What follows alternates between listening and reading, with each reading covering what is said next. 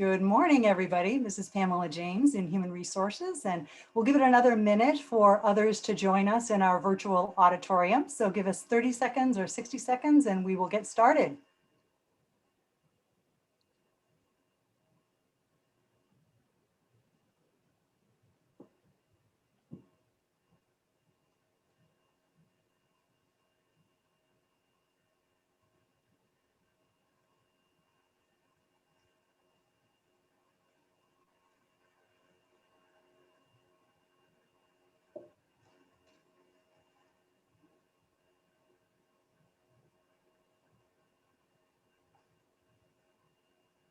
All right, welcome everybody.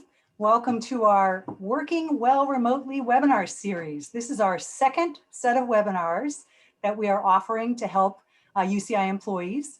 And our last series was in the fall, and we actually have it on our website that we will put in the chat shortly. You can access the previous topics and recordings on that. And also, this series is 8 topics. This is the second of 8.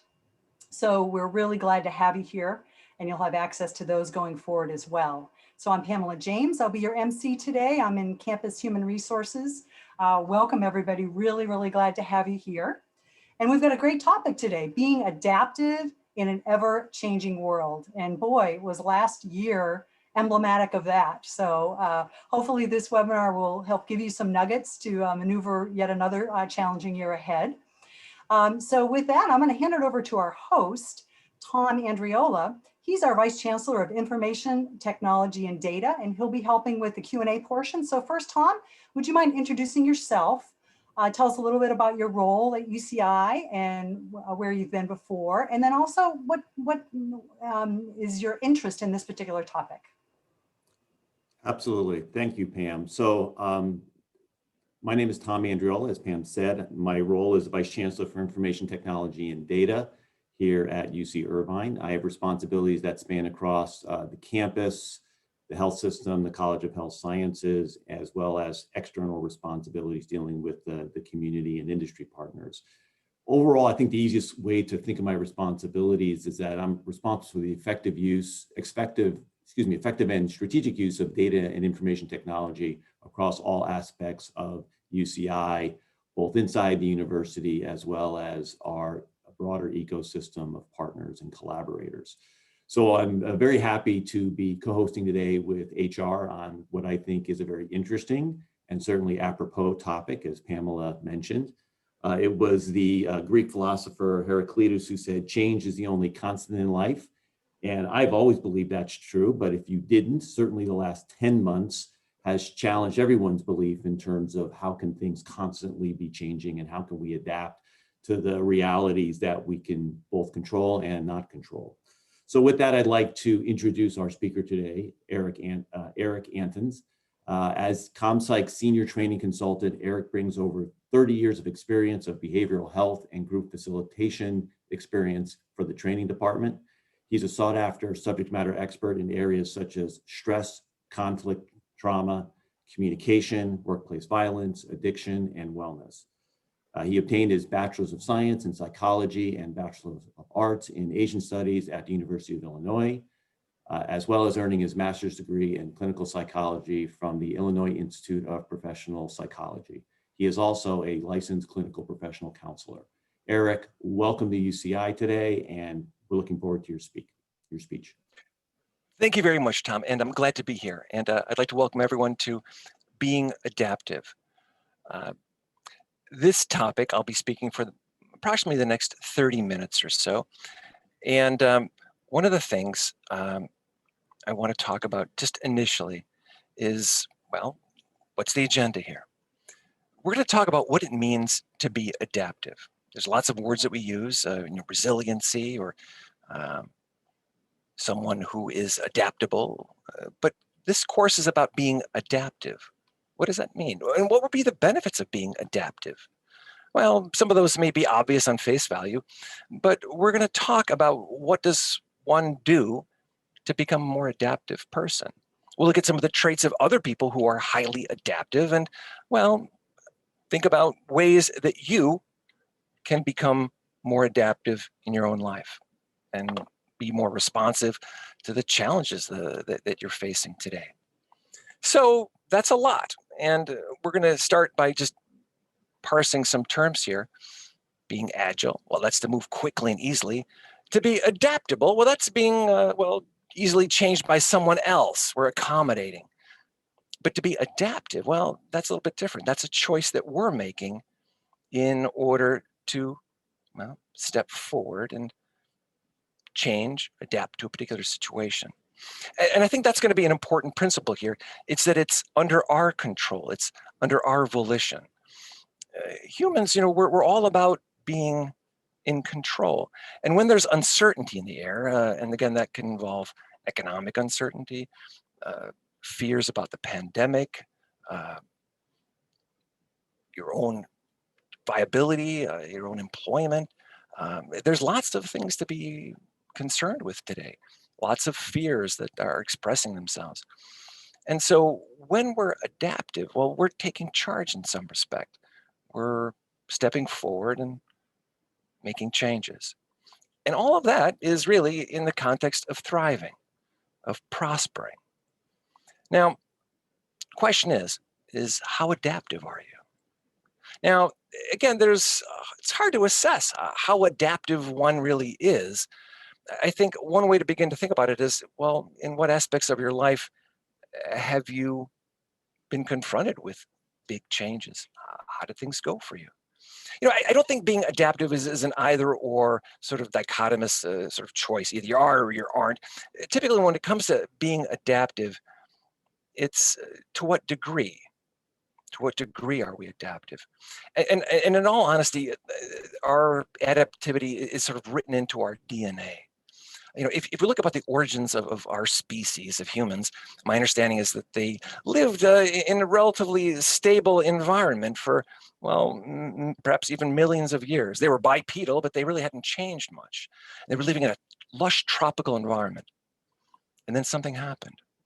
The environment changed. Within the blink of a geologic eye, within a couple thousand years, that lush tropical environment went, well, arid, dry. Much of the fauna, the trees and the shrubs that had evolved in that environment perished. But humans somehow survived. And then, well, within a blink of a geologic eye, a couple thousand years later, it went back to being tropical and lush again. And again, these species that had adapted to that dry, more arid environment perished. But humans persisted. And then it happened again. And it happened again and again and again. And over a course of several 100,000 years, there was this incredible fluctuation of climate. But at the very end of that, humans stepped forward different. They were now using fire, stone tools. It's believed they may even had language at that point. Our adaptivity is written into our DNA. We are all adaptive in a variety of ways.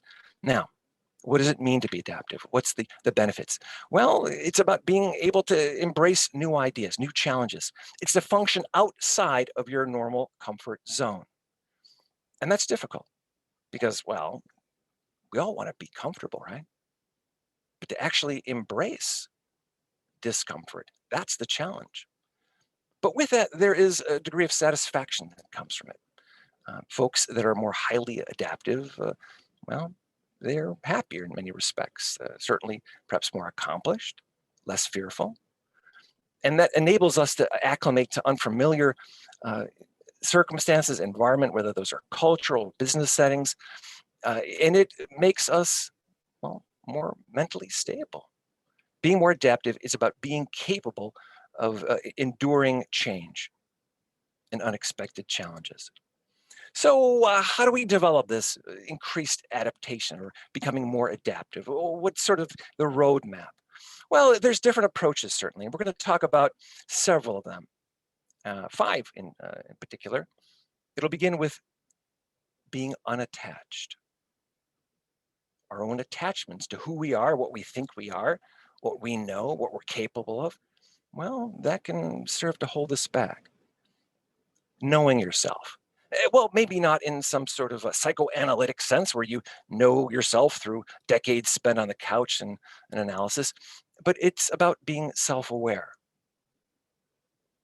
We have to be capable of recognizing when we're struggling. We have to be self-aware in that regard.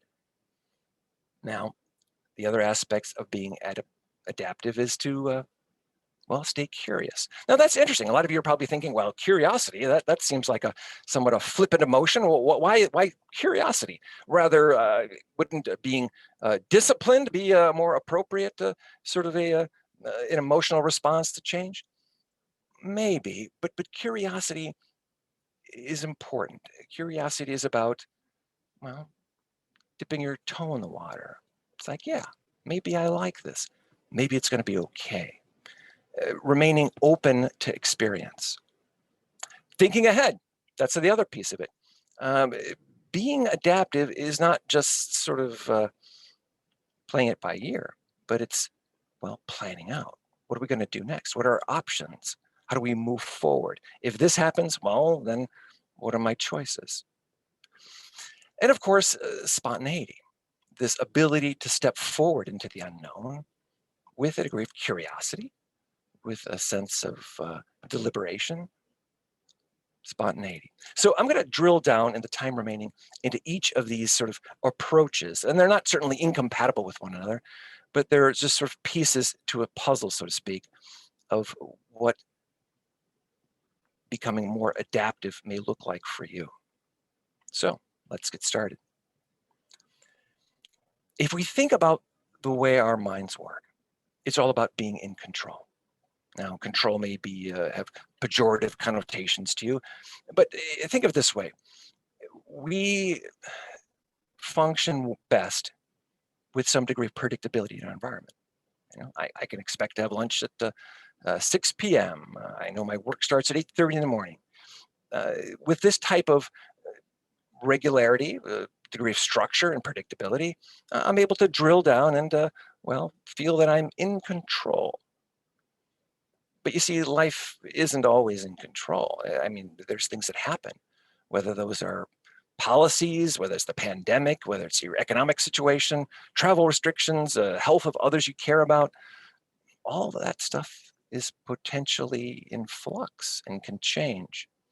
So one of the things we want to be able to do is to acknowledge what we can control and maybe what we can't. Now, of course, there's some gray areas here. There's things that you could possibly influence, but there's things that are decidedly outside of our normal control. And here's where conspiracy theories often creep in, because in our efforts to sort of understand the world and as be able to, predict and respond, we want to feel like we know what's happening and that other people are pulling the strings, and somehow if I'm on the inside of that information, it's going to somehow empower me. But the fact is there are things that can and do happen that are beyond our control. And so one of the things that we want to be able to do, one of the sort of core features of being adaptive, is to be able to step forward and accomplish something, to exercise choice. When you're doing something, when you're engaged in something productive, no matter what it may be, we tend to feel, well, in control. And we can move forward and accomplish things that are going to be helpful to you and get you to. One of the things that often happens is anxiety. Anxiety tends to predominate during times of uncertainty. And anxiety usually takes the form of a what if. What if I get COVID? What if I get put on a ventilator? What if that destroys my vocal cords? And so our brain is constantly bombarding us with these possibilities. Now, are these likelihoods? No, but they're possibilities. And I can do one of two things. I can sort of, drill down on that and begin to think about that. I can obsess about that. I can perseverate on these things that are largely outside of my control. They could happen, and of course, but that will result in paralysis. I won't do anything. So largely, adaptation or being adaptive involves being able to make that distinction. Okay, well, there are things I can do to remain reasonably safe. I can practice social distancing. I can wear a mask. I can limit my exposure to other people that I don't know, and so forth and so on, that I do have control over. whether I get put on a ventilator, that I don't. So again, it's that ability to identify what is within my realm and make those distinctions. So Hey, again, Eric. I know, Yeah, hi, Eric. yes. It's Pamela. Sorry to interrupt, but we're having a little trouble with your slides. So would you mind stop sharing and then we'll go ahead and switch to our version of your slides. Oh, absolutely. Thanks very much. Diane, you can go ahead and share now. And we'll get to the same slide. Sorry for the interruption. Hey, no problem. All set. Okay, so I'd like you to begin to think about what your I think this is actually in advance of where I was. Is that if you can go back one? Okay, all right. Now go to the next slide, please, if you will. So one of the things that that's going to be important when it comes to our ability to be adaptive is to begin to recognize, well, what is in our control and what are those things that are perhaps largely out of our control, and to be able to make those distinctions sort of in the moment when they arrive. Not always an easy thing to do. I think one of the suggestions I often make for folks is to simply be able to articulate that.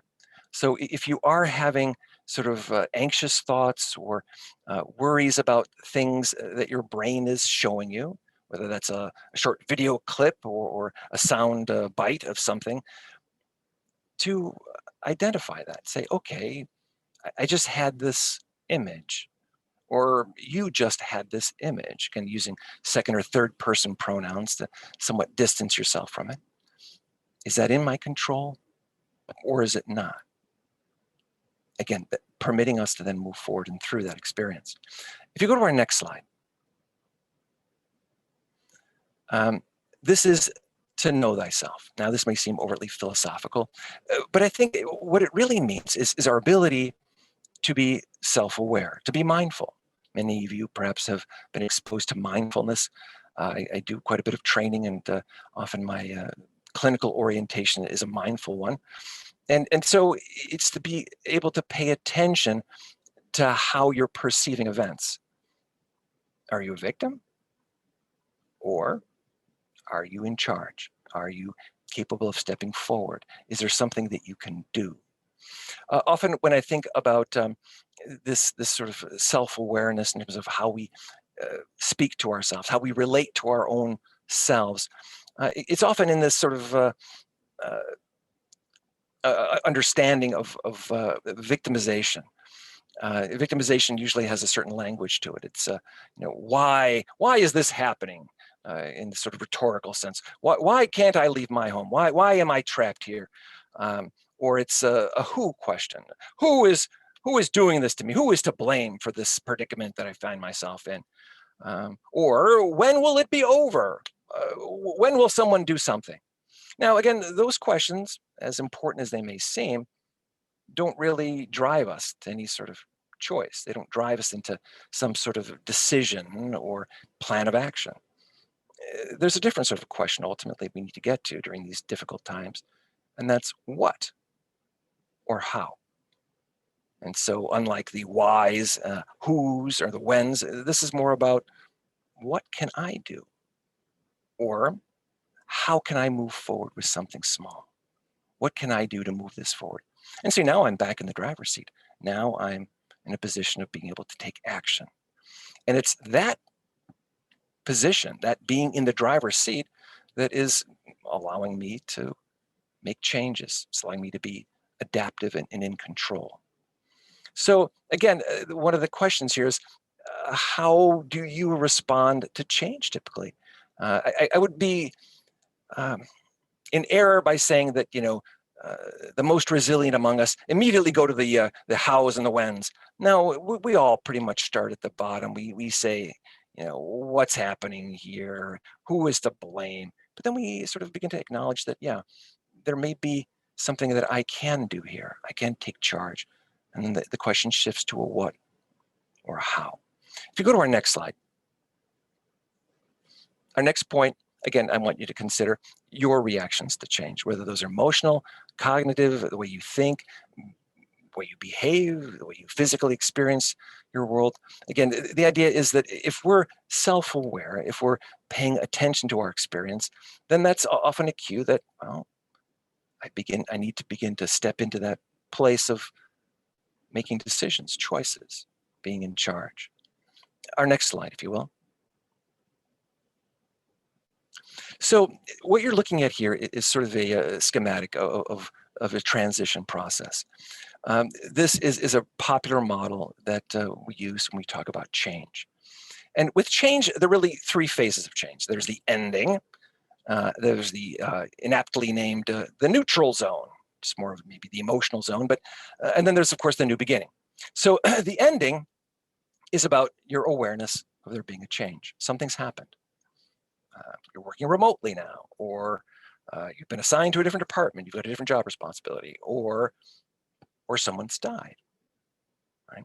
That's the ending. We're confronted with something that either has just happened or will happen. So what do we do with that? What's important in that sort of phase of change? Well, as I've been saying along, it's about being aware, being self-aware and choosing. So if we use our sort of funeral analogy here, so let's say someone has died. So do you go to the funeral? Maybe they're having a funeral, maybe they're not. But what's the importance of going to that funeral? Well, many of you are probably saying, well, it's to support those who are surviving and develop some sense of community. And that's great, and that's important. But there's another reason for the funerals, and that's about acknowledging. It's about acknowledging that there will be a change. And it's about acknowledging that this person was important to us. There will be a loss. It's about grieving. It's about being present for that process. It's not about ignoring. It's not about denying or minimizing or putting on a happy face. No, the funeral, it's about a complete, honest recognition that this is going to be different now. There's been a loss and life will be different beyond that. If we don't do that, we'll get stuck. So what you may think about being adaptive or resilient involves just sort of brushing off. No, it involves being fully present, being able to accept and acknowledge whatever is coming our way. And then, of course, there's the neutral zone. Now, the neutral zone, that's about actually confronting the thing that's different for you now, whether it's a new job description, whether it's working from home or living life without your loved one who's passed away. That can be overwhelming. And so the task here is to, again, be able to step forward and be responsive to the changes that are needed. And that is where people can get stuck. It can be paralyzing. Where do I go? What do I do? I should be there already. Often this part of our sort of journey, it's about breaking it down, going slowly. What's the smallest thing I need to do? When can I get started as opposed to finishing something? I just need to engage in an activity. I just need to get started. And then there's that transition that sort of begins to build. And then eventually, well, we end at a new beginning. And there's a new status quo that will invariably change once again over time. If you go to our next slide rather, curiosity. Where does curiosity play a role in this? Well, the idea about being curious is an important one. And I think, if you think about humans, there are dimensions of our personality that differ. And one of them is what we call openness to experience. Openness to experience. Openness to experience involves your ability to take risks, to try something different in life, learn a different foreign language, travel somewhere. Now, openness to experience as a dimension of our personality is different between people, but it also changes over time within the individual. So most people's openness to experience is at its peak, in their mid to early 20s. Yeah, I'm going to go backpacking across Europe. I'm going to, try some food that I've never tasted before, whatever. And then right around age 30, it sort of, shuts down a bit. You've got jobs, a career, and so we're less, well, likely to take risks. We become a little more risk averse in that regard. And then right around 60 or so, it opens up a bit again. People are kind of saying, hey, well, I'm going to re-engage, take chances, do things differently. So that's just sort of how it works on perhaps a larger scale. But that doesn't mean that you cannot sort of cultivate curiosity. Now, the thing is this, is that curiosity is an important emotion. And so we want to give ourselves permission to put our toe in the water, to try things out, start something new. I firmly believe that change takes place largely in a social context. So the idea really is this. If you're wanting to, for example, broaden your skills, if you're wanting to learn something new, let's say you would be interested in learning a new language. Maybe you would like to learn to speak Spanish or Chinese. One of my colleagues is learning Chinese. That's a pretty difficult thing to do on your own. It's exceedingly difficult. What would you do if you wanted to learn a new language? How would you go about that? Well, you'd probably need to take a class, or better yet, interact with Chinese speakers. Do it within a social context. I think that's important. But again, there's lots of ways of staying curious, staying connected that involve you sort of extending socially. I think mentoring is really an important or helpful program. Not even a formal sort of relationship, but just finding people within your organization that you maybe admire. I don't know if you've ever had informational interviews. I've had several in my career where people say, Eric, I want to sit down and talk to you. How did you get to do what you do? What has been your career choices? How did you find this particular path? And I love that. I'm flattered by that. I'm more than willing to talk about that. And then, of course, I want to help this person to the extent that I can because, well, that's kind of nice. So again, the idea is to put yourself out there in a variety of different ways, to be curious, to be receptive, I think to be open to learning something new. If you go to our next one, so we did curious, let's go to thinking ahead. So when it comes to being adaptive, this idea that we're not just shooting from the hip, but we're planning. We're being strategic. We have plan A, B, C, D. There is sort of obstacles in our path that we can't always foresee, but we can sort of anticipate them to some extent or another. Let me do a little thought exercise with you that I think brings this home. What I'd like you to do right now, you can keep your eyes open or closed, but I'd like you to imagine that you are in your bathroom brushing your teeth. But this is the bathroom of the future. This is the bathroom of 2031, 10 years from now. So of course your bathroom may be very different than the way it is now. You may have remodeled it or maybe you've moved and it's very different. But again, it's 2031. So obviously it's in the future and everything's digital and chrome and things are probably flying about in your bathroom. So you are in that bathroom brushing your teeth and you look up and you see a reflection in the mirror. Yeah, that's you and you are older. Huh, but you look amazing. Yeah, there's a smile on your face. Your eyes are just twinkling. There's just a look of satisfaction. Why? Why is this you so happy? Well, this you has accomplished something very important. It wasn't easy. It took a lot of work, a lot of effort, but you were able to accomplish this very important thing in your life. There were setbacks. It wasn't easy.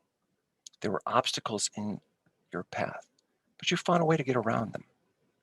There were steps backwards, steps forward, but eventually you did it and you look great, a big smile on your face. So what I want you to do right now is to write down what you did. What did that future you accomplish? Don't think it through too much, just quickly. What did that future you accomplish? What was so difficult that future you did? And then when you have time, could take 15, 20 minutes, maybe more, write out what were the obstacles that future you encountered? What were the sort of roadblocks, the things that were almost impassable, but that you got around? And how did that future you deal with those setbacks, those obstacles? A simple exercise like this, and believe me, I didn't invent this. There's empirical evidence behind this simple exercise. In fact, there's even sophisticated computer programs that can morph the way you look into the future 10 years from now. But none of that's really necessary. It's just an exercise in reverse engineering. We have the future, it's you, you did it. Now, how did you do it? How did you get there? What were the obstacles?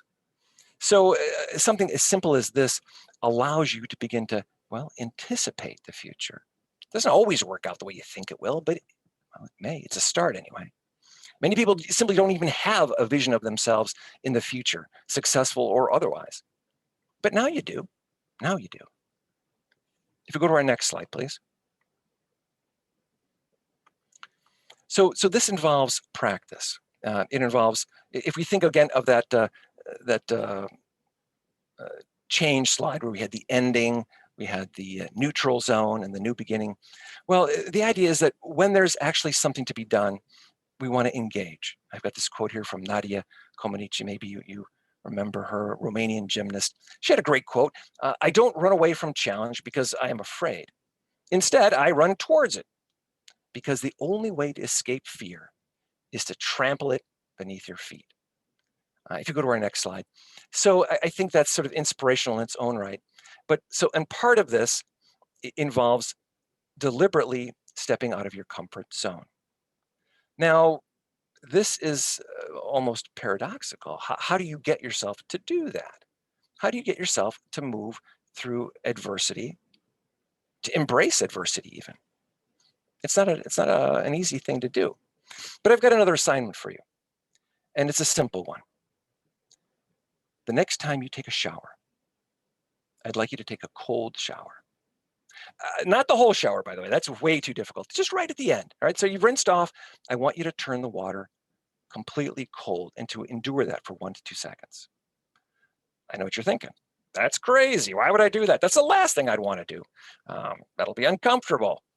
It'll give me a heart attack. Well, no, it won't give you a heart attack, but it will wake you up. I'm asking you to do that simply because it's hard to do.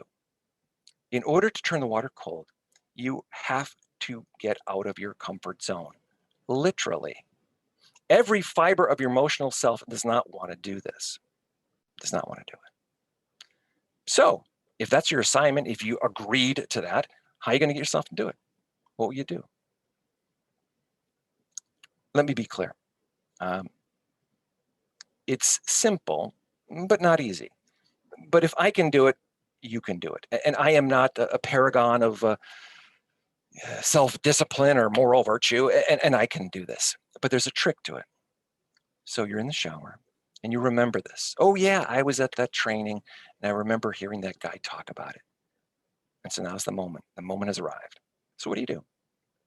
Well, you start to talk to yourself out loud. You know how we talked earlier in today's session about acknowledging your experience, knowing yourself? Well, I'm going to ask you to do that, to start talking to yourself out loud and to describe your experience and to be completely transparent about it. So if your name happens to be Eric, it might go like this. Eric, you really don't want to do this. You don't want to turn that water cold. It's going to be uncomfortable, certainly unpleasant. You'll probably scream. You definitely don't want to do it. And you're thinking of ways to avoid it right now. But it's time to do it. 3, 2, 1, and you turn that nozzle cold. Yeah, it's cold. And then it's over. And then it's like, wow, I'm awake. Well, what else can I do that's difficult in my life? The point of this simple exercise is this. It's not to get you to take cold showers every morning, although some people do, but it's really to understand the mechanisms involved. Emotionally, you don't want to do this. Nobody does. How do you get yourself to do it? Well, by acknowledging your experience, by being able to talk out loud. That activates our prefrontal cortex, the part of our brain right above our eye sockets. When that part of our brain is engaged, now we're sort of self-aware and we're capable of engaging in choice, decisions. In that moment, it's like, I'm going to turn that water cold. And you can do it. Try it, but you got to do it out loud. You can't do it silently. Talk to yourself out loud, and preferably in the second or third person pronouns. That'll enable you to actually step forward and take choice and do it. Try it. And so the point here is that we want to be able to leave our comfort zones, try things new, and yet move beyond those emotions like fear, apprehension, or whatever it tends to be holding you back. Okay, I see I only have a few moments left here. So I'm going to ask to go to our next slide, if you will. So again, what kinds of things can you make decisions around, aside from that cold shower, that will take you out of your comfort zone? And our next slide. So there we have it. So I hope this has been helpful. I'll stick around to respond to questions as they come through. The ability to be adaptive, there's some moving parts here. And hopefully I've given you some ideas as to ways of integrating some of those parts, ways of being able to step forward and respond to challenges, whatever they may be. Thank you very much.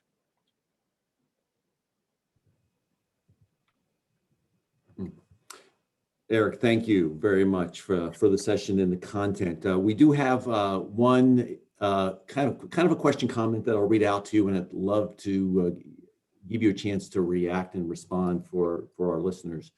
While this session is about adapting to the ever-changing world, in the pandemic, work and home life is not changing. It's a challenge how things feel on hold. It's very difficult to put my own take on life right now. How would you respond to those out there? And I think that really we're all in that category, which is there's been a forced change and we're all struggling with how to deal with it. What advice do you give people in dealing with the new reality that none of us got the chance to choose? Well, one of the things that I like to promote is not sort of what we call toxic positivity. And that's, hey, everything's great. Let's just sweep everything under the carpet and pretend like it's not an issue. Everything's fine. I think that typically is problematic, or statements that would suggest that, hey, you're working from home, you've got all this free time, you should be in the best fitness of your life right now. You should be learning foreign languages, for Pete's sakes. That sort of should, where people are basically telling you have to be a certain way, or you should be able to handle this all easily because certainly I'm doing well. That's toxic, I believe, quite strongly. I think part of the process with managing adversity, with dealing with difficult change, it's about, well, what we've been talking all along largely. It's about one's ability to accept and say, yeah, this sucks. This is hard. This is not easy. It's difficult. I'm having lots of emotional reactions to that. I'm angry. I'm afraid.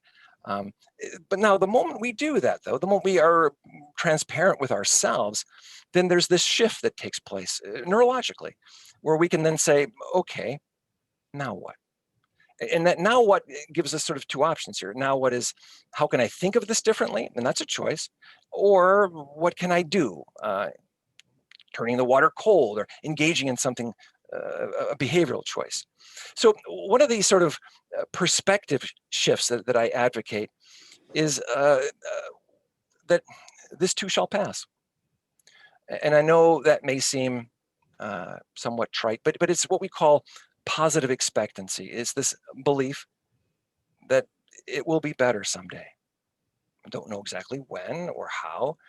We're not saying, hey, the moment I get the vaccine, my life will turn around and everything will be great. Well, maybe not. So we don't want to attach it to some particular date or event, but we simply want to believe, and maybe that's faith, but we want to believe that it will be better. And that permits us to sort of experience or tolerate, rather, the present discomfort, knowing that it will be better. That's great. Thank you. One of the things that in just talking amongst colleagues and friends about kind of how we're all coping through this period of time is trying to help people with the things. Covey calls it the circle of influence versus circle of concern. You referred to it as the things that I can control and can make a decision around versus the things that are outside of my control. Are there tools or techniques that you would point people to help them? Because a lot of people really do get confused and they spend time working on things that they really can't do anything about. Yeah, yeah, so I think it's a distinction. So I think, and if we think about the way your brain works, our minds are kind of wired to think about problems, obstacles. It's like, wow, yeah, this could happen, or that could happen, or this other thing could happen, and it's not about events that are necessarily likely, but are, well, catastrophic. Those are the things that our brain is projecting to us. Now, some of that stuff is stuff that we can do something about. So, for example, if it's about fear of infection, well, I can take steps to minimize that risk. But in my example, whether or not I would be put on a ventilator if my reaction to getting COVID would be so severe that that would be the case, I don't think I don't have any control over that. And so, if I fixate on that, if I deliberately dwell on that, as many people do, then what will invariably happen is a degree of paralysis. Anxiety will tend to build and build and build. And then we have a situation where an individual is again miserable and paralyzed. So I think part of the process involves being sort of capable of making that distinction. Is this something that is providing me with some actionable direction? Yes or no? One of the things I also advocate, and again, it's not dissimilar from what I've been talking about, is just simply being able to articulate it out loud.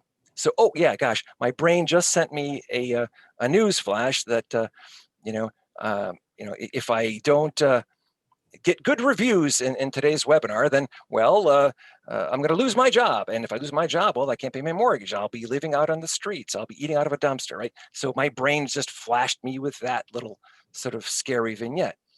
So the moment we can articulate what your brain is doing, then it tends to sort of permit us to disassociate from that to some extent, to be able to say, okay, that's what my brain is up to. It's not something I have to dwell on.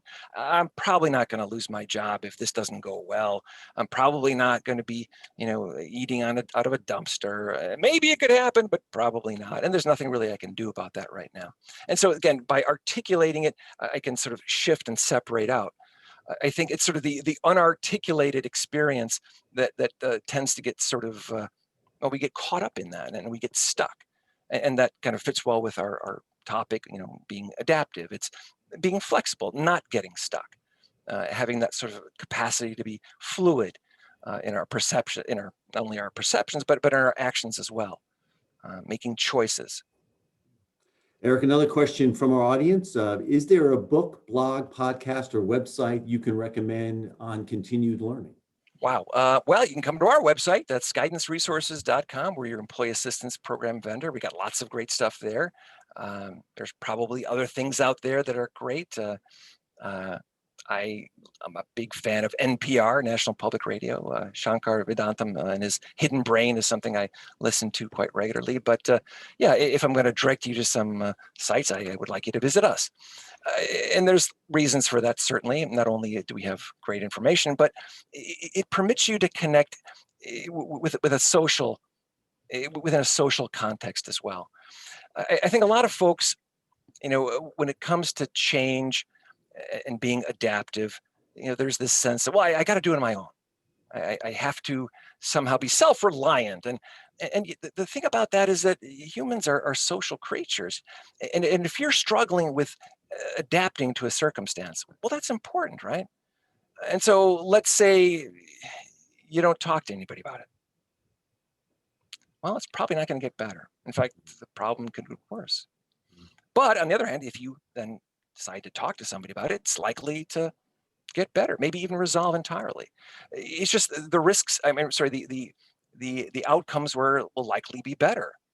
And so it's the smart thing to do, really. And so I encourage people strongly to connect. We've got a lot of great resources available that may involve counseling and other things, just informational. But this is your life, right? And if you want to make changes or better adapt, I would do whatever was necessary to make that a reality. And as I said right in the beginning of the session, I think we're all pack animals. Humans are social creatures, and we tend to respond well within social contexts. Self-help is great, but only to an extent.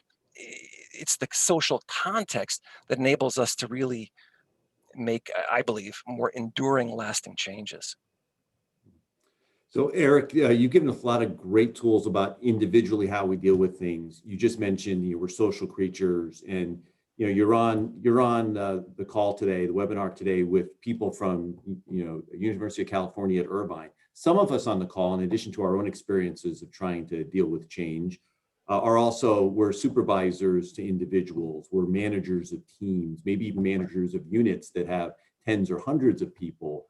Can you talk a little bit about kind of the managers, both challenge and opportunity to demonstrate empathy and to help the individuals who, from an organizational context, they have some responsibility to, how to help them without taking the responsibility of the individual away from them? So what? Absolutely. That's an absolutely wonderful question. In fact, I have a whole training devoted to that question specifically. But allow me to summarize.